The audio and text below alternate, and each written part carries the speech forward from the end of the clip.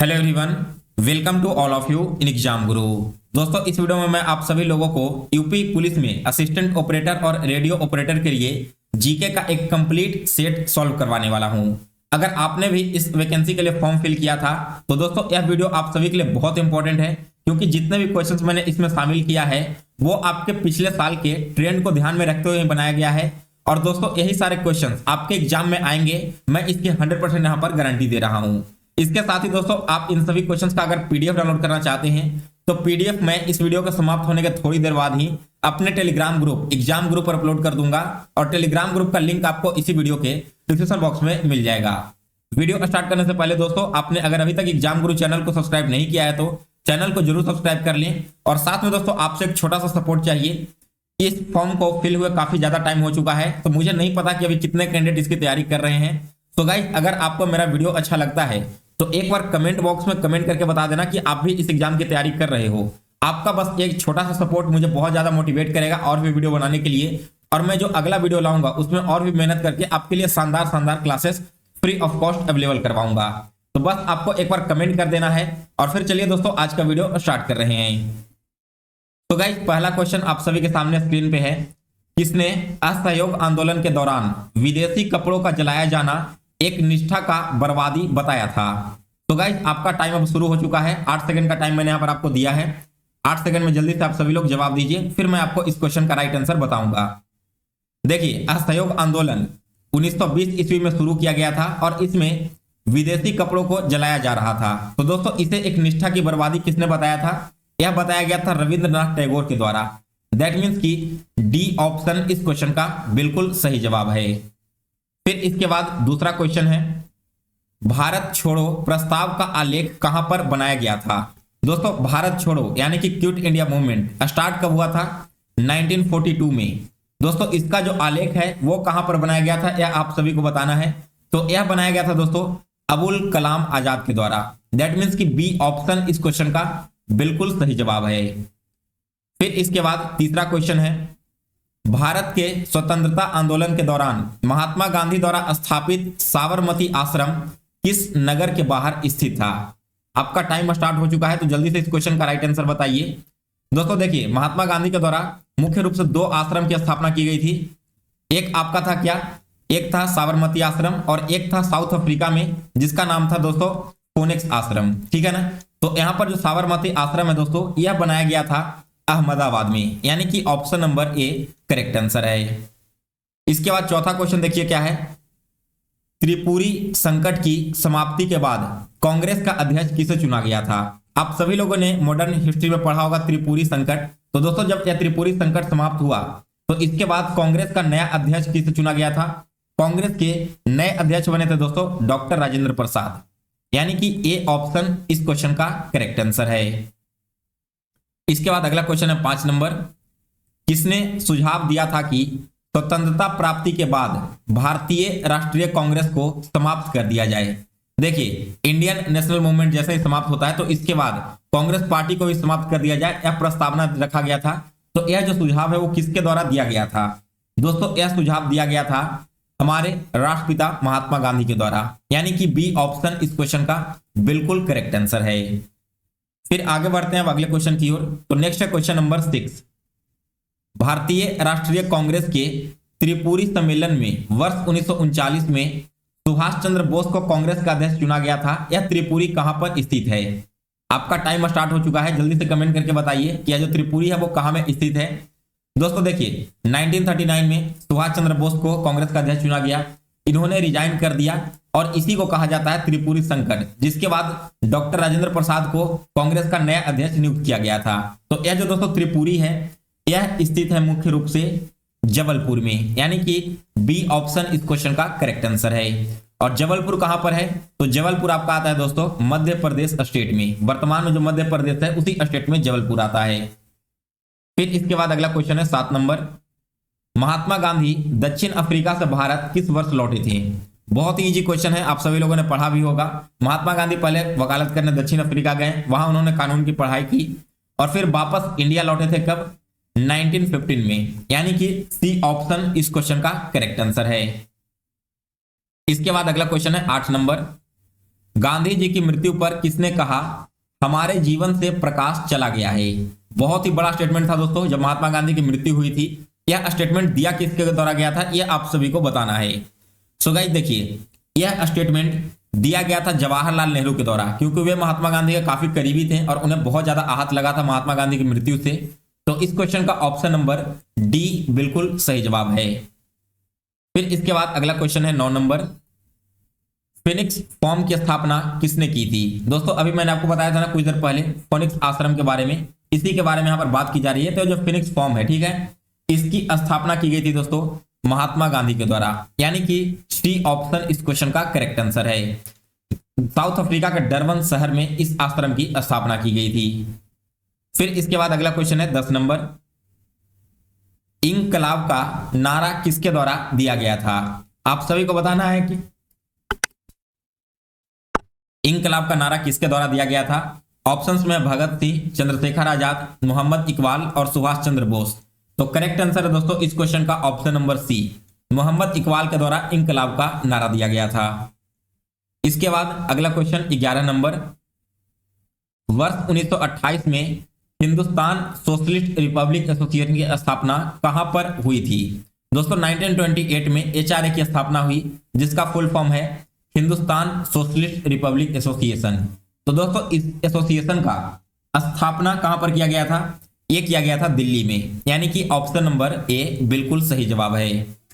फिर इसके बाद अगला क्वेश्चन है 12 नंबर, गांधी जी के निम्नलिखित अनुयायियों में से कौन पेशे से एक शिक्षक थे? आप सभी को पता होगा कि गांधी जी के काफी अनुयायी थे, तो आपको बताना है कि उनमें से एक ऐसे कौन अनुयायी थे जो कि शिक्षक भी थे। तो इस क्वेश्चन का दोस्तों राइट आंसर हो जाएगा ऑप्शन नंबर सी, जेवी कृपलानी जी एक पेशे से शिक्षक भी थे और इसके साथ साथ महात्मा गांधी के अनुयायी थे, यानी कि उनके फॉलोवर थे। फिर इसके बाद अगला क्वेश्चन है 13 नंबर, भारतीय स्वतंत्रता संघर्ष के दौरान निम्नलिखित में से किसने फ्री इंडियन लीजल नामक सेना बनाई थी? दोस्तों जब भारत का स्वतंत्रता आंदोलन चल रहा था तो उस समय एक सेना बनाया गया जिसका नाम था फ्री इंडियन लीजन। दोस्तों यह जो सेना है इसका मेन रूप से गठन किया गया था सुभाष चंद्र बोस के द्वारा, यानी कि ऑप्शन नंबर बी इस क्वेश्चन का करेक्ट आंसर है। इसके बाद अगला क्वेश्चन है 14 नंबर, 1932 के पूना समझौते के साथ किसका सीधा संबंध था? दोस्तों पूना पैक्ट हुआ 1932 में, पूना समझौता हुआ, तो इसका जो संबंध है वो किस वर्ग से था भारत में? ऑप्शंस में है भारतीय दलित वर्ग, भारतीय महिलाएं, भारतीय कृषक वर्ग और भारतीय मजदूर वर्ग। तो इस क्वेश्चन का राइट आंसर है दोस्तों ऑप्शन नंबर ए। ये जो पूना पैक्ट था या फिर पूना समझौता, ये भारतीय दलित वर्ग से रिलेटेड था और 1932 में ये साइन हुआ था।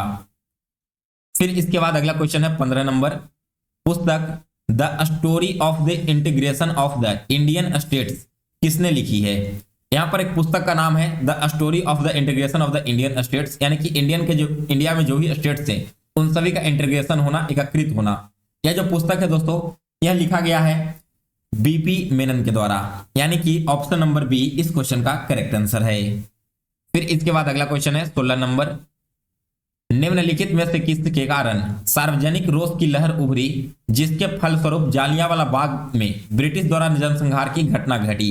यहाँ पर आप सभी को पता होगा दोस्तों कि 1919 ईस्वी में, एक्चुअली मैं पूरा डेट ही आपको बता देता हूं ताकि आपके एग्जाम में भी पूछे तो आप बता सको। 13 अप्रैल 1919 को अमृतसर के जालियांवाला बाग में हत्याकांड हुआ था। दोस्तों यह घटना किस कारण से हुई थी? तो यह मेनली रूप से हुआ था दोस्तों रॉलेट एक्ट के कारण, यानी कि बी ऑप्शन इस क्वेश्चन का करेक्ट आंसर है। और दोस्तों यह जो रॉलेट एक्ट है इसे एक प्रकार से ब्लैक एक्ट यानी कि काला कानून कहा गया है। फिर इसके बाद अगला क्वेश्चन है 17 नंबर, किसने कहा था मेरी पीठ पर किया जाने वाला प्रहार ब्रिटिश साम्राज्य के ताबूत में एक किल सिद्ध होगा? दोस्तों यह स्टेटमेंट बहुत ही फेमस है मॉडर्न हिस्ट्री का। उन्होंने कहा था कि मेरी पीठ पर जो भी वार हो रहा है ब्रिटिश साम्राज्य के द्वारा वो ब्रिटिश साम्राज्य के ताबूत में एक कील की तरह सिद्ध होगा। तो दोस्तों यह कहा गया था लाला लाजपत राय के द्वारा। आप सभी को पता होगा दोस्तों कि लाला लाजपत राय की मृत्यु हो गई थी किस वजह से? ब्रिटिशर्स ने लाठीचार्ज किया था आंदोलन के दौरान और उसी लाठीचार्ज में वे घायल हो गए थे और आगे चल करके उनकी मृत्यु हो गई थी। तो उसी समय उन्होंने ये वाला स्टेटमेंट दिया था जो क्वेश्चन में आपसे पूछा गया है। फिर इसके बाद अगला क्वेश्चन है 18 नंबर, किस भारतीय राष्ट्रवादी नेता ने जर्मनी और ब्रिटेन के बीच युद्ध को ऐसे ईश्वर प्रदत्त अवसर के रूप में देखा जिसमें भारतीयों को उस स्थिति को अपने हित में लाभ उठाने का मौका मिला। तो ऑप्शन आपके सामने है M.A. जिन्ना, सी राजागोपालचारी, सुभाष चंद्र बोस और जवाहरलाल नेहरू।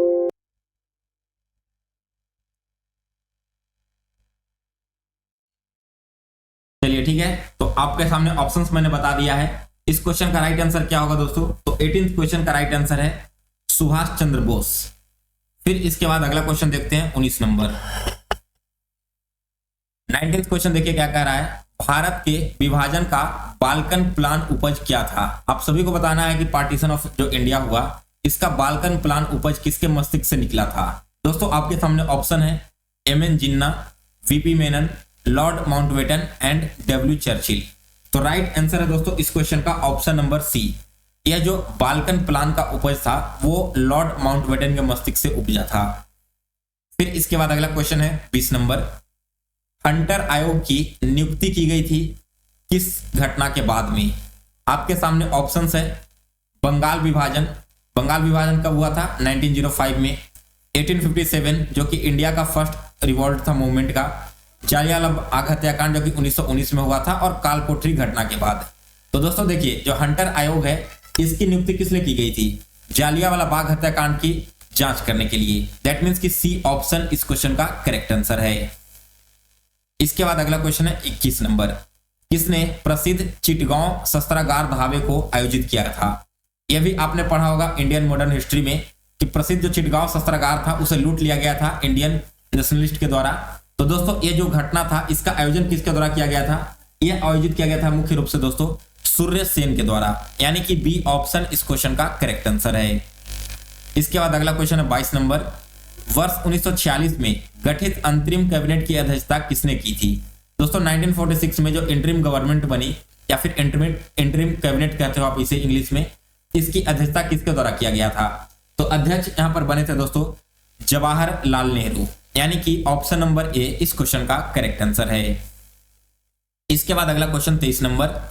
वर्ष 1939 में कांग्रेस को छोड़ने के पश्चात सुभाष चंद्र बोस ने किस दल की स्थापना की थी? मैंने आपको स्टार्टिंग में ही बताया था आज के इस वीडियो में कि 1939 में कांग्रेस के अध्यक्ष बने सुभाष चंद्र बोस, लेकिन उन्होंने यहां पर रिजाइन कर दिया कुछ विवाद की वजह से, जिसे त्रिपुरी संकट के नाम से जाना जाता है। तो दोस्तों जब उन्होंने कांग्रेस को छोड़ा 1939 में, फिर उन्होंने अपनी एक अलग दल की स्थापना की थी। तो वह दल क्या था? इसका नाम था दोस्तों फॉरवर्ड ब्लॉक, यानी कि बी ऑप्शन इस क्वेश्चन का करेक्ट आंसर है। इसके बाद अगला क्वेश्चन है 24 नंबर। 1946 में बनी अंतरिम सरकार में राजेंद्र प्रसाद के पास कौन सा विभाग था?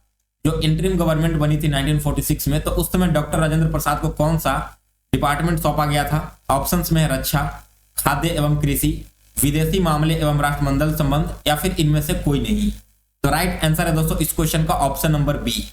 डॉक्टर राजेंद्र प्रसाद को खाद्य एवं कृषि मंत्रालय विभाग का प्रभार सौंपा गया था। इसके बाद अगला क्वेश्चन है 25 नंबर। भारतीय राष्ट्रीय कांग्रेस का वर्ष 1929 में लाहौर अधिवेशन, जिसमें अंग्रेजों से पूर्ण स्वतंत्रता पाने का संकल्प अंगीकृत किया गया था, किसकी अध्यक्षता में संपन्न हुआ था? दोस्तों 1929 में लाहौर अधिवेशन हुआ और यहां पर पूर्ण रूप से स्वतंत्रता पाने का संकल्प लिया गया। तो आपको बताना है कि इस समय जो इंडियन नेशनल कांग्रेस की अध्यक्षता थी वो किसके हाथ में थी? राइट आंसर है दोस्तों इस क्वेश्चन का option number C. Jawaharlal Nehru के हाथ में इसकी अध्यक्षता थी।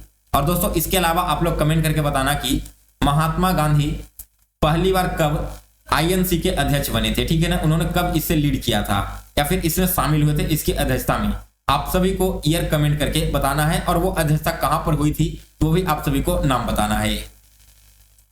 तो गाइस ये रहा आपका टोटल 25 क्वेश्चंस आने वाले UP police assistant operator and radio operator के लिए। अगर आप आगे भी इसी तरह की वीडियोस देखना चाहते हो तो एक बार इस वीडियो को लाइक कर दें, चैनल को सब्सक्राइब कर लें, और साथ में मैंने जो कमेंट करने के लिए बोला था वीडियो का स्टार्टिंग में, आप लोग कमेंट जरूर कर देना, जिससे कि मैं आगे भी आप लोगों के लिए और मेहनत के साथ अच्छा अच्छी वीडियो बना करके अपलोड कर सकूं।